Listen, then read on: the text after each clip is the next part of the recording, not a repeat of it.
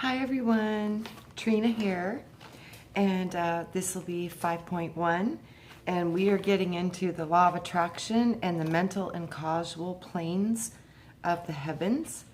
And the mental plane is the next area once you get past the astral, and then finally after the mental, then you would raise up into the causal planes. So the mental and causal planes of heaven. A man is but the product of his thoughts.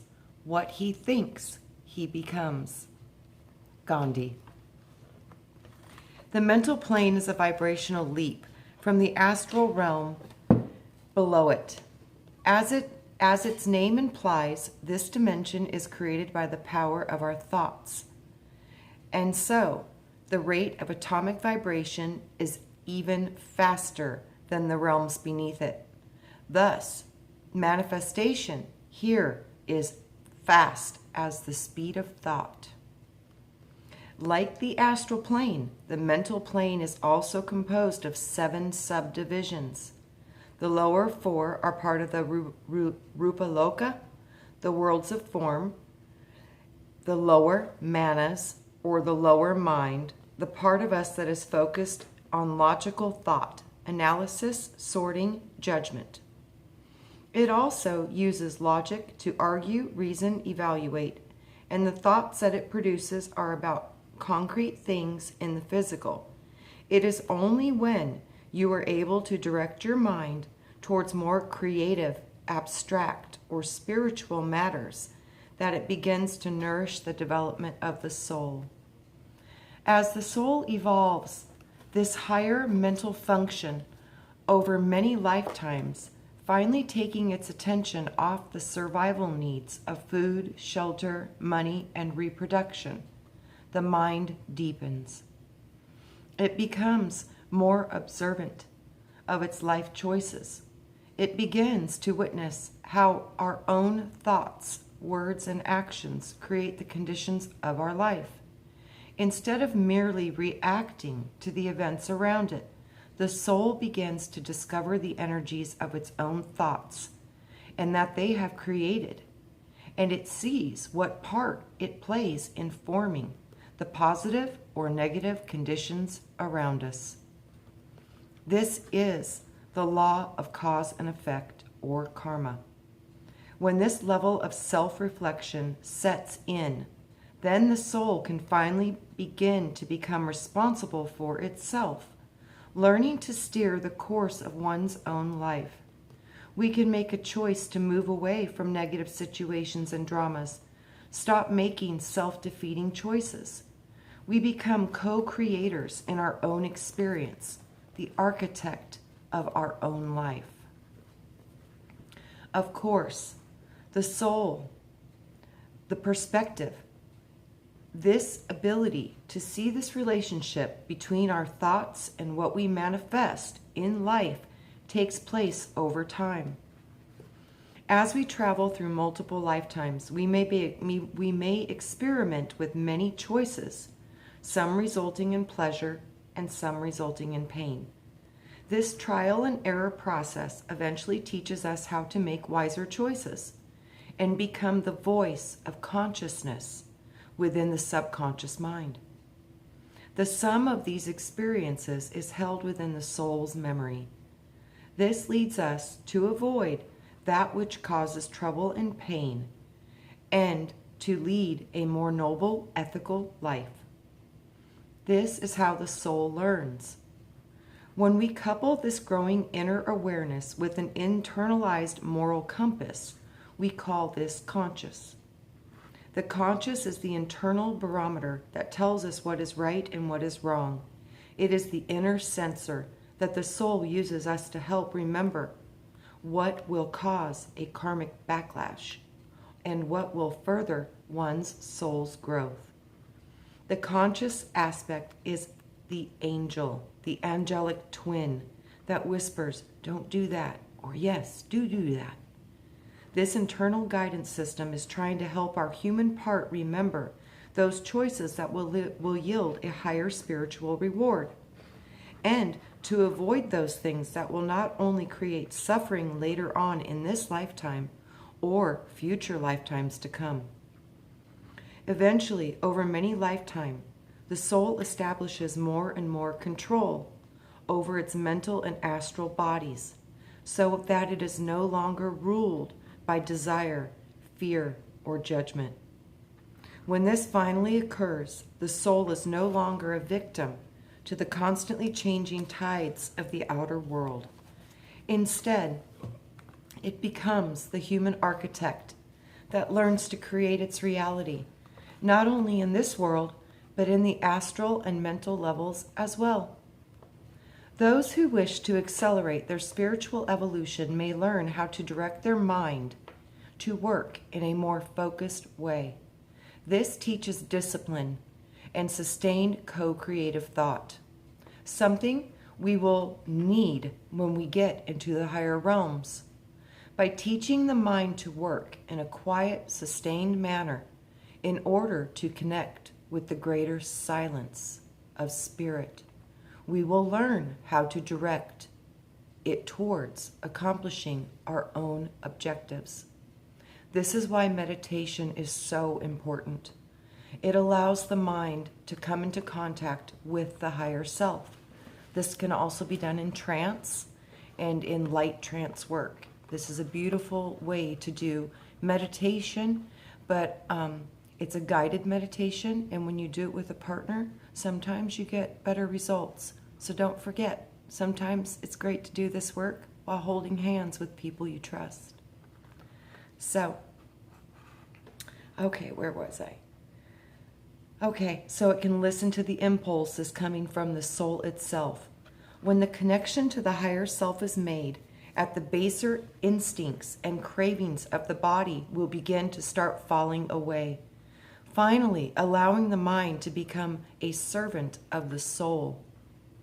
This kind of training unfolds over many lifetimes, but in time, each of us can learn how to reawaken to a level of genius and insight that belongs to soul alone.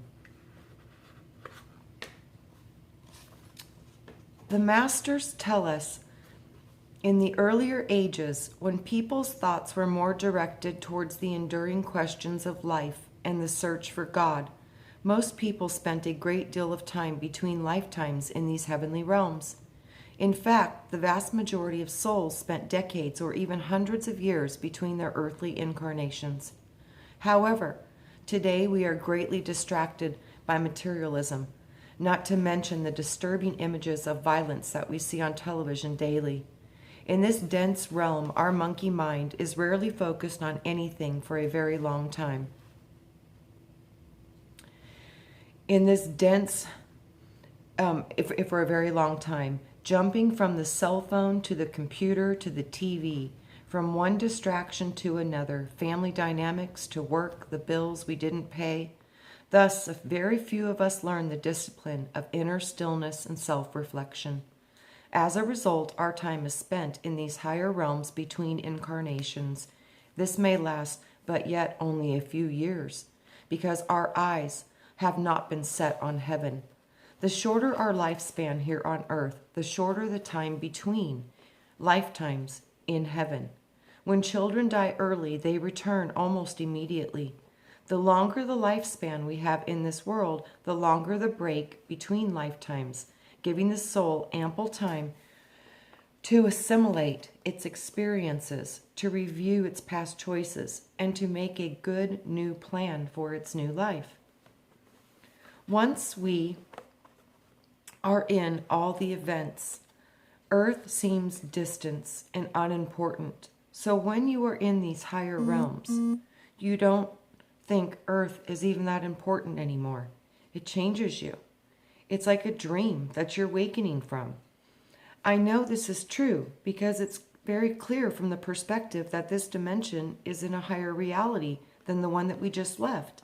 From this perspective, we know that whatever trouble our loved ones are immersed in on planet Earth will eventually be resolved. If not in this lifetime, then in another. From this higher perspective, we understand how much of earthly life is filled with distractions and misperceptions, and how only love and the things of the Spirit are true and abiding. There are no barriers between one soul and another in the causal and the mental realms. Thus, we experience true communion with others. I believe this is one of the reasons why we long for a soulmate when we are in the human world, because in the lower earthly realms of the illusion of separation from the divine, and therefore from others, it is almost too painful to bear. This is why so many people anesthetize themselves with drugs and alcohol and other things that they become addicted to. Perhaps some deeper part of that person remembers feeling this higher union, and so missing that connectedness feels like a dull, aching, unrequiting emptiness. Those who have visited the higher realms of heaven tell us that this is far more vivid than anything we can find in this world, that the union of hearts, there is a nearer and a dearer connection than anything we know here.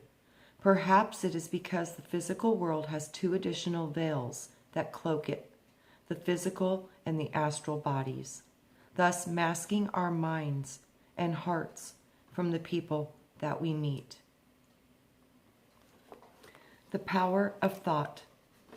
The dominant element of the mental realm is the air, for this element responds to the creative impulses of the mind, allowing ideas to take shape at the speed of thought. Here on earth, I often feel frustrated by the amount of time it takes to manifest a creative idea. But in this dimension of heaven, we can create our visions with ease. A painter, a sculptor, or a musician can create exquisite works through the power of intention alone.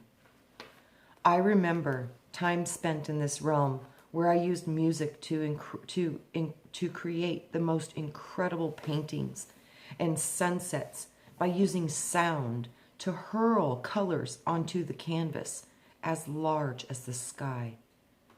On earth, our creations often fall short of what we have in our mind, but in the upper heavenly realms, the beauty of our creation is breathtaking.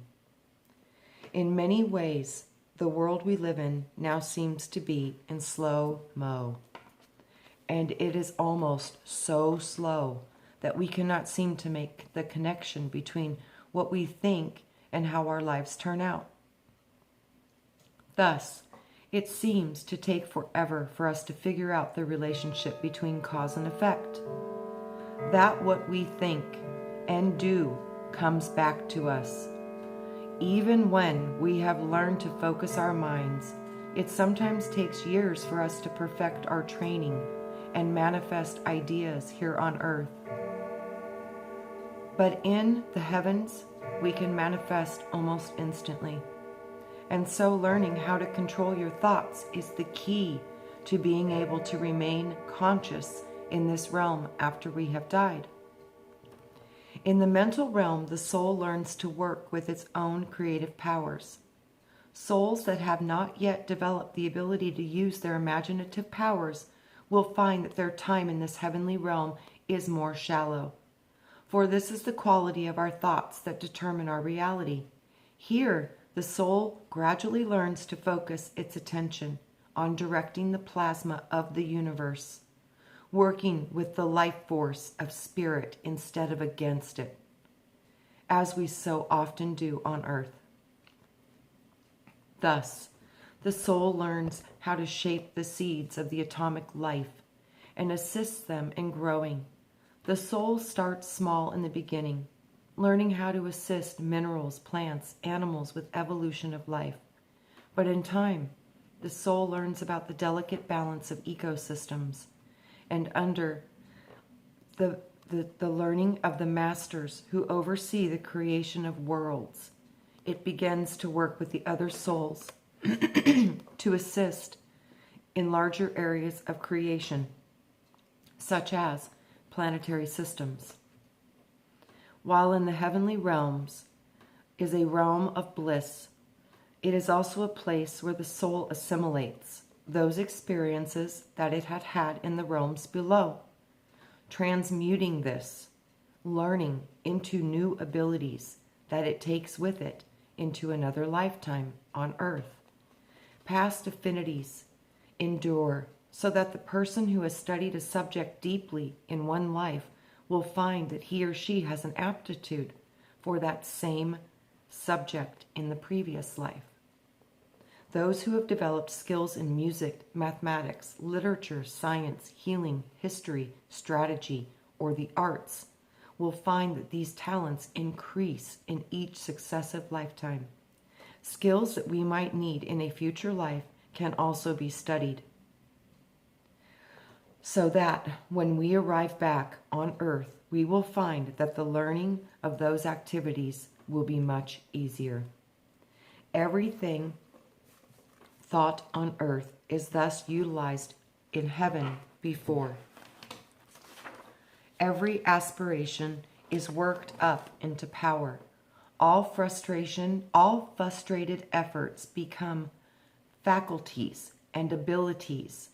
Struggles and defeats reappear as material to be wrought into instruments of victory. Sorrows and arrows shine as luminous, precious metals to be worked up into wise, well-directed violins. As the theosophical writer Annie Besant says, schemes of beneficence for which power and skill to accomplish were lacking in the past are, in the heavenly realms, worked out in thought, acted out as if they were stage by stage, and the necessary power and skills are developed as faculties of the mind to be put into use in the future life on earth. The clever and earnest student shall be reborn as a genius, when the devotee shall be reborn as a saint.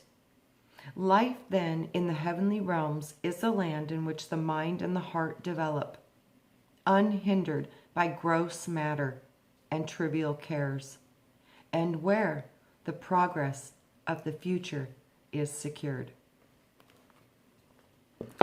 Okay. Then it speaks about the 4 lower levels of the mental plane. Like the physical and astral planes below it, the mental plane has 7 subdivisions. The 4 lower levels are considered to be a part of the world of form. The lowest level is the region where the souls are the least progressed. These souls are still young, and their highest thoughts on earth may have only been around the welfare of family and friends. This level also includes people who have admired others of a more noble character and aspired to do better. While these people may not have a lot of spiritual purity on which to build a heavenly life, still, every goodness is recorded, no matter how small. In the next life, these younger souls will be reborn with a tendency to respond to a higher ideal than before. The second level is composed of people of all faiths, whose hearts have been turned over towards God under any religious name. While the concepts of God may be limited, still that person has chosen to align with the idea of divinity, pouring out his or her love in that direction. At this level, the Creator meets those souls by whatever form and name they call the Spirit, no matter what their intellectual limitations may be. So at this level, depending on the soul, the divine veils itself in the familiar form of a religion, seeking to assist the younger or intermediate souls in a growing in a purity and devotion. The third region is inhabited by noble, devoted souls that have spent their earthly lives in service to humanity out of a desire to do good on behalf of others. These are the souls whose hearts have been turned towards service. Let me get a drink real quick. Sorry. Okay. Whether it be helping the plants, animals, children, or the elderly, or even the health of the planet as a whole. Thus, it is the purity of their thoughts and their heart that draws them to this region. In future lives, these souls will be the great humanitarians. The fourth region is the realm of the artists, the thinkers, the musicians, the scientists, the inventors, whose mental powers are focused on contemplating the deeper reflections of divinity through the many faces of nature's harmony, love, beauty, and unity. These are the inspired minds of the past ages whose music, literature, artistry, and spiritual insights still inspire millions today. These are the lovers of truth, who are the perfect candidates to become channels through whom the illumination of the masters flows into the world. In this realm, we also find many great spiritual teachers who imbue their students with the wisdom so that when these students are reincarnated on earth, they will become light bringers for the world. These masters may then overlight those students once they reincarnate, acting as invisible guides to aid them in their mission.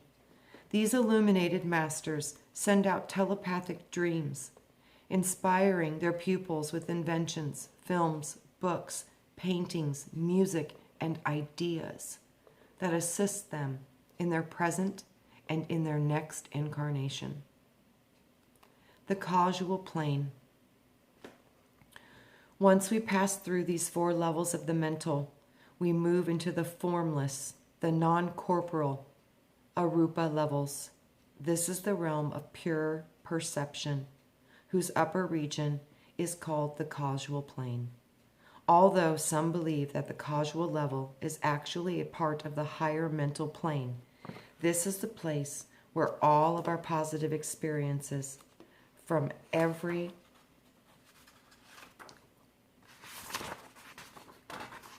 these pages are stuck together. Hold on. From every lifetime have been assimilated and contained within our higher self.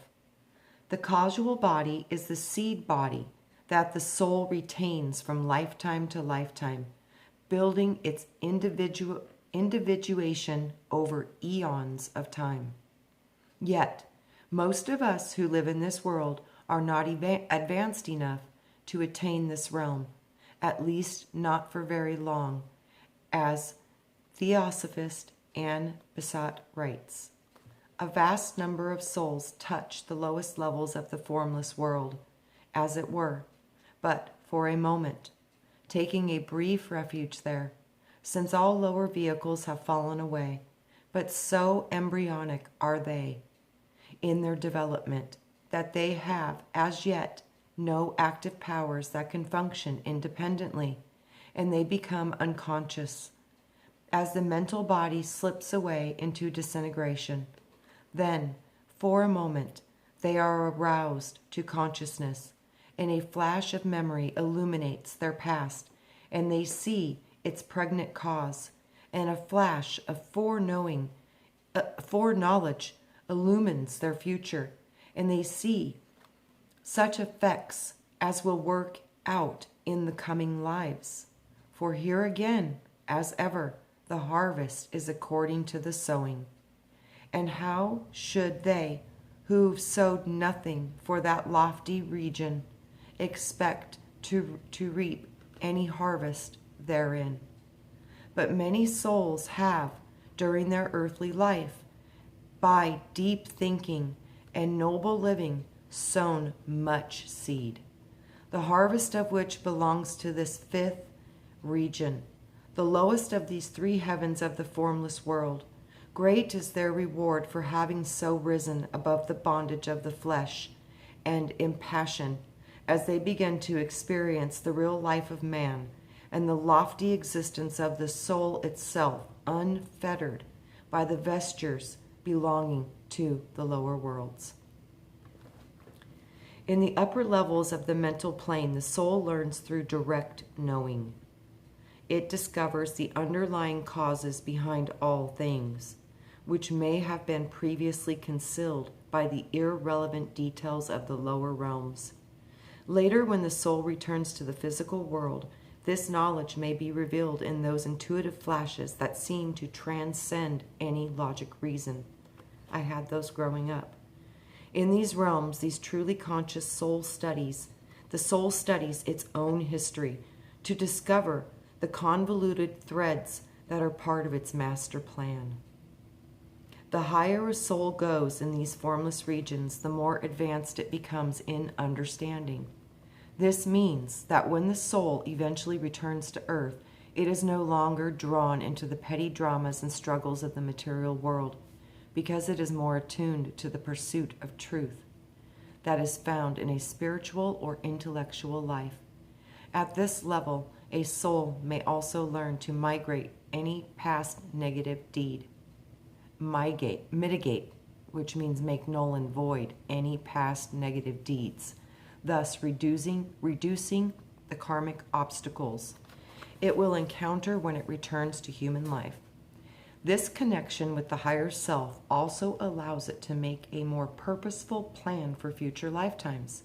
Plus, this connection with the causal self allows it to imprint its newly acquired physical, emotional, and mental bodies with change, with every new incarnation with a strong sense of purpose. Consequently, souls that have attained this level are born with a noble spiritual aspiration that makes it almost impossible to choose an ordinary life. Well, there we go, brothers and sisters. Soul Tribe, that kind of explains most of us. That's why we've had a hard time with normal life. Okay, I think I'm going to stop this one there. The next one is the 6th and the 7th octaves of the mental and causal realms. And these are the highest, and this is where we actually become one with the mind of God. So that is beautiful. And we will pick up with that, and you guys are awesome, and I hope you're enjoying this as much as I am. I'm learning with you. This is beautiful information. I've seen a lot of this, but this is really putting a lot of detail to it, naming the levels, explaining how they function. And you know, these are all perspectives coming from other human beings like you and I who have been given beautiful visions of creation. And you know, we got to remember that we're putting this together with our information and our perceptions.